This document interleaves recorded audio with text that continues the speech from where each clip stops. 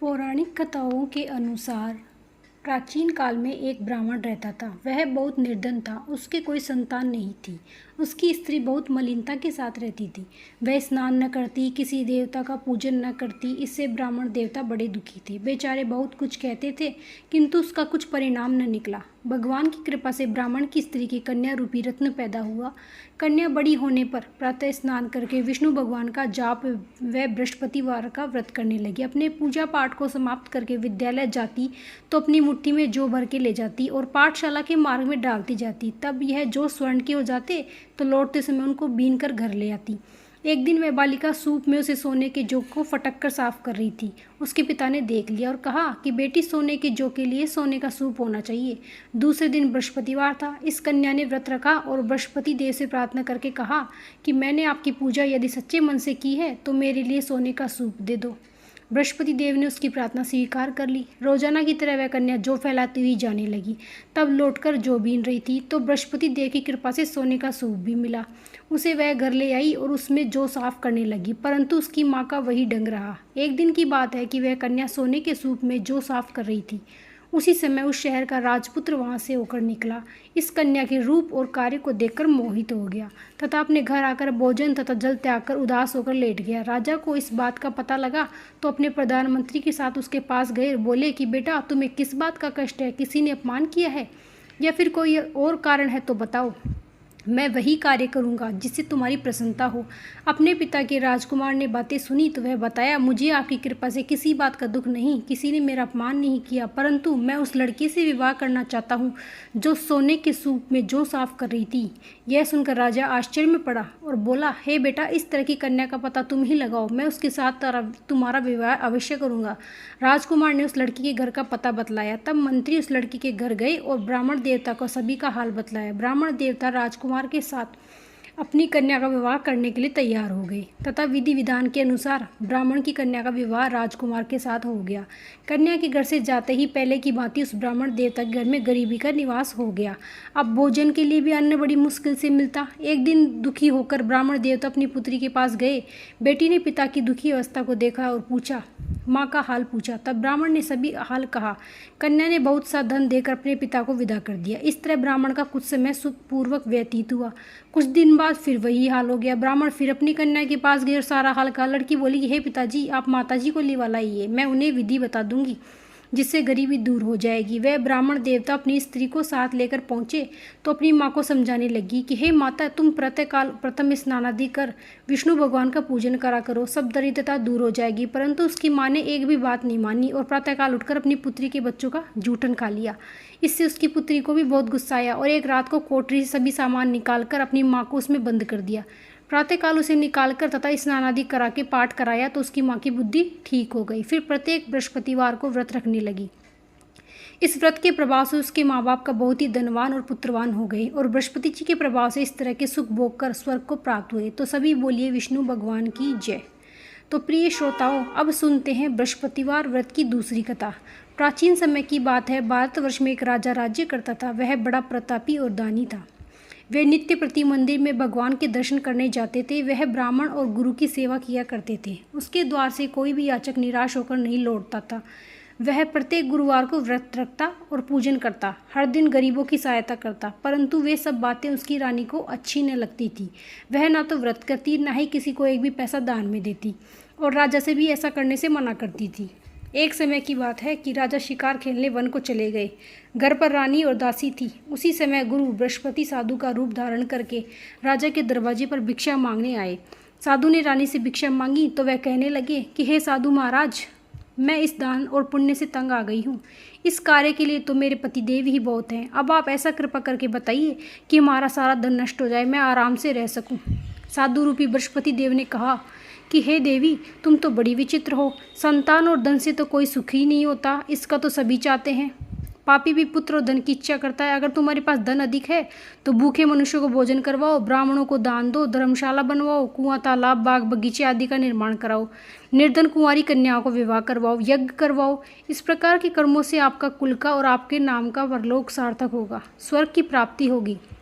किंतु रानी साधु की बातों से खुश नहीं हुई। उसे कहा कि हे साधु महाराज, मुझे ऐसे दिन का बिल्कुल आवश्यकता नहीं है जिसको मैंने लोगों को दान देती फिरूं, जिसको रखने और संभालने में मेरा सारा नष्ट हो जाता है समय।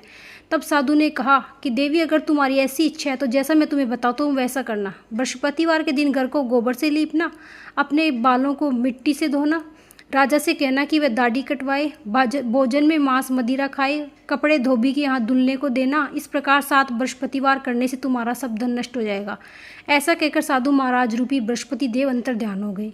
रानी ने साधु के कहे अनुसार 7 बृहस्पतिवार तक ऐसा ही करने का विचार किया। साधु के बताए अनुसार कार्य करते हुई केवल 3 ही बृहस्पतिवार बीते कि उसकी संपत्ति, धन संपत्ति सब नष्ट हो गए। भोजन के लिए दोनों समय परिवार तरसने लगा, सांसारिक भोगों से दुख दूर रहने लगा। वह राजा रानी से कहने लगा कि हे रानी, तुम यहाँ पर रहो, मैं दूसरे देश को जाता हूँ, क्योंकि यहाँ पर मुझे सभी मनुष्य जानते हैं, इसलिए मैं यहाँ कोई काम नहीं कर सकता। मैं परदेश जा रहा हूँ, वहाँ कोई काम धंधा करूँगा, शायद हमारे भाग्य बदल जाए। ऐसा कहकर राजा परदेश चला गया। वहाँ जाकर जंगल से लकड़ी काट कर लाता और शहर में बेचता। इस तरह जीवन व्यतीत करने लगा। इधर राजा के बिना रानी और दासियाँ दुखी रहने लगी। किसी दिन भोजन मिलता और किसी दिन नहीं मिलता। एक बार रानी और दासियों को 7 दिन तक बिना भोजन के रहना पड़ा। तो रानी ने दासी से कहा कि हे दासी, पास ही के नगर में मेरी बहन रहती है, वह बड़ी धनवान है, तू उसके पास जा और वहाँ से 5 शेर बाजरा नाज मांग कर ले आ, जिससे कुछ समय के लिए गुजारा हो जाएगा। दासी रानी की बहन के पास गई। रानी की बहन उस समय पूजा कर रही थी। दासी ने रानी की बहन से कहा कि हे रानी, जो मुझे बहन ने भेजा है, मुझे 5 शेर नाज दे दो। दासी ने यह बात अनेक बार कही, परंतु रानी की बहन ने कोई उत्तर नहीं दिया, क्योंकि उस समय वह गुरुवार की कथा सुन रही थी। जब दासी को रानी की बहन से कोई उत्तर नहीं मिला तो वह बहुत दुखी हुई। उसे क्रोध भी आया। वह लौटकर रानी से बोली कि रानी, आपकी बहन तो बहुत घमंडी है, वह तो छोटे लोगों से बात भी नहीं करती। मैंने उसे बहुत बार कहा, लेकिन उसने कोई उत्तर ही नहीं दिया। मैं वापस चली आई। रानी बोली, हे दासी, इसमें उसका कोई दोष नहीं है। जब बुरे दिन आते हैं तो कोई सहारा नहीं देता है। अच्छे बुरे का पता विपत्ति में ही लगता है। अब तो जो ईश्वर की इच्छा होगी वही होगा। यह सब हमारे भाग्य का दोष है। उधर रानी की बहन ने सोचा कि मेरी बहन की दासी आई थी, परंतु मैं उससे बोल न सकी, इससे वह बहुत दुखी हुई होगी। अतः कथा सुनकर और विष्णु भगवान का पूजन समाप्त कर वह अपने बहन के घर आई और कहने लगी कि हे बहन, मैं गुरुवार का व्रत कर रही थी। तुम्हारी दासी हमारे घर आई थी, परंतु जब तक कथा होती है तब तक हम लोग उठते नहीं हैं और ना ही बोलते हैं, इसलिए मैं नहीं बोली। बताओ दासी क्यों आई थी? रानी बोली, बहन, हमारे घर अनाज नहीं था। वैसे तुमसे कोई बात छुपी नहीं है, इस कारण मैं दासी को तुम्हारे पास 7 शेर नाज लेने के लिए भेजी थी। रानी की बहन बोली, बहन देखो, बृहस्पति भगवान सबकी मनोकामनाएं पूरी करते हैं। देखो, शायद तुम्हारे घर में नाज रखा होगा। यह सुनकर दासी घर के अंदर गई तो एक भरा हुआ घड़ा नाज का मिल गया। उसे बड़ी हैरानी हुई, क्योंकि उसने एक एक बर्तन देख लिया था। उसने बाहर आकर रानी को बताया। दासी अपनी रानी से कहने लगी, हे रानी देखो, वैसे हमको जब अन्न नहीं मिलता तो हम रोज़ व्रत ही करते हैं। अगर इनसे व्रत की विधि और कथा पूछ ली जाए तो हम भी किया करेंगे। दासी के कहने पर रानी ने अपनी बहन से बृहस्पतिवार व्रत के बारे में पूछा। उसकी बहन ने बताया, रानी बहन, बृहस्पतिवार को सूर्योदय से पहले उठकर स्नान करके बृहस्पतिवार का व्रत करना चाहिए, लेकिन उस दिन सिर नहीं धोना चाहिए। बृहस्पतिवार के व्रत में चने के दाल और मुनक्का से विष्णु भगवान के केले के वृक्ष के जड़ में पूजन करें, दीपक जलाएं। उस दिन एक ही समय में भोजन करें। भोजन पीले खाद्य पदार्थ का होना चाहिए और कथा सुने। इस प्रकार करने से गुरु भगवान प्रसन्न होते हैं, अन्न पुत्र धन देते हैं और मनोकामनाएं पूर्ण करते हैं। व्रत और पूजन की विधि बताकर रानी की बहन अपने घर लौट आई। रानी और दासी दोनों ने निश्चय किया कि बृहस्पति भगवान का पूजन जरूर करेंगे। 7 दिन बाद जब बृहस्पतिवार आया तो उन्होंने व्रत रखा। गुरुशाला में जाकर चना और गुड़ लाई तथा उसकी दाल से केले की जड़ तथा विष्णु भगवान का पूजन किया। अब पीला भोजन कहाँ से लाए? दोनों बहुत दुखी हुई, परंतु उन्होंने व्रत किया। इस कारण बृहस्पति देव भगवान प्रसन्न हुए और बृहस्पति भगवान एक साधारण व्यक्ति के रूप में 2 थालों में सुंदर पीला भोजन लेकर आए और दासी को देकर बोले कि हे दासी, यह भोजन तुम्हारे और रानी के लिए है, तुम दोनों कर लेना। दासी भोजन पाकर बहुत प्रसन्न हुई और रानी से बोली कि रानी जी, भोजन कर लो। रानी को भोजन आने के बारे में कुछ भी पता नहीं था, इसलिए दासी से बोली कि जा तू ही भोजन कर ले, तू हमारे में व्यर्थ में हंसी उड़ाती हो।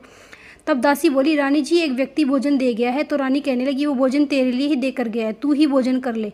दासी ने कहा, वह व्यक्ति हम दोनों के लिए दे के गया है 2 थालों में, इसलिए मैं और आप दोनों साथ साथ भोजन करेंगे। फिर दोनों ने गुरु भगवान को नमस्कार किया। भोजन किया। उसके बाद से वह प्रत्येक बृहस्पतिवार को गुरु विष्णु भगवान का व्रत और पूजन करने लगी।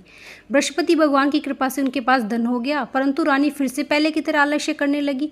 तब दासी बोली, देखो रानी, तुम पहले भी इसी प्रकार आलस्य करती थी, तुम्हें धन की रखने में कष्ट होता था, इस कारण सभी धन नष्ट हो गया।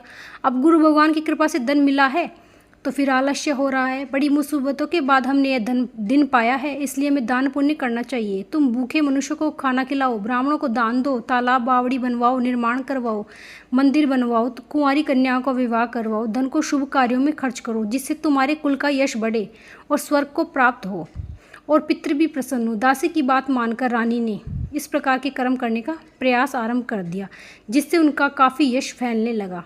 एक दिन रानी और दासी आपस में विचार करने लगी, न जाने राजा किस दशा में होंगे, उनकी कोई खोज खबर नहीं है। उन्होंने बृहस्पति देव से प्रार्थना की कि भगवान ने रात्रि में राजा के स्वप्न में आकर कहा कि राजा उठ, तेरी रानी तुझको याद करती है, अब अपने देश को वापस लौट जाओ। राजा प्रातःकाल उठकर जंगल से लकड़ियाँ काटकर रानी से मिलने के लिए जंगल की ओर चला। जंगल से गुजरते ही वह सोचने लगा कि रानी की गलती से उसे कितने दुख भोगने पड़े। राजपाट छोड़कर उसे जंगल में आकर रहना पड़ा। जंगल से लकड़ियाँ काटकर उन्हें बेचकर गुजारा करना पड़ा।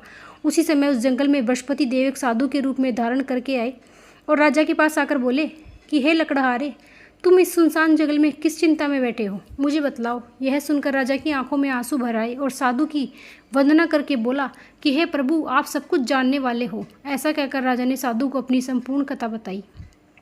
महात्मा दयालु होते हैं। वे राजा से बोले कि राजा, तुम्हारी पत्नी ने बृहस्पति देव के प्रति अपराध किया था, जिसके कारण तुम्हारी यह दशा हुई। अब तुम किसी भी प्रकार की चिंता मत करो, भगवान तुम्हें पहले से अधिक धन देंगे। देखो, तुम्हारी पत्नी ने बृहस्पति देव भगवान का व्रत करना प्रारंभ कर दिया है। अब तुम भी बृहस्पति देव के दिन चने की दाल और मुनक्का के जल के लोटे में डालकर जल को केले के पेड़ के जड़ में डालकर केले के पेड़ का पूजन और कथा कहो और सुनो, भगवान तुम्हारी हर मनोकामना पूर्ण करेंगे। साधु को प्रसन्न देखकर राजा बोला, हे प्रभु, मुझे लकड़ी बेचकर इतना पैसा नहीं मिलता जिससे भोजन करने के बाद कुछ बचा सकूं, और मैंने रात्रि में अपनी रानी को व्याकुल देखा है। मेरे पास कोई साधन नहीं है जिससे समाचार पा सकूं। फिर मैं बृहस्पति देव की क्या कहानी कहूँगा, मुझे तो कुछ और भी मालूम नहीं है। साधु ने कहा कि राजा, तुम किसी भी प्रकार की चिंता मत करो। बृहस्पतिवार के दिन तुम रोजाना की तरह लकड़ियाँ लेकर शहर में जाओ, तुम्हें रोज से दोगुना धन प्राप्त होगा, जिससे तुम भली भांति भोजन कर लोगे और बृहस्पति देव की पूजा का सामान भी आ जाएगा। इस प्रकार वह राजा बृहस्पतिवार के दिन बृहस्पति भगवान का पूजन करने लगा, जिससे उसकी गरीबी दूर हो गई और अपने घर वापस चला गया और अपने परिवार के साथ खुशी खुशी रहने लगा। तो बोलिए बृहस्पति भगवान की जय, विष्णु भगवान की जय। तो प्रिय श्रोताओं, यह थी बृहस्पति देव वार की कथा। अगर आपको अच्छी लगी हो तो चैनल को लाइक, सब्सक्राइब, कमेंट में जय माता दी जरूर लिखिए। राधे राधे, श्री हरि विष्णु कमेंट में ज़रूर लिखिएगा।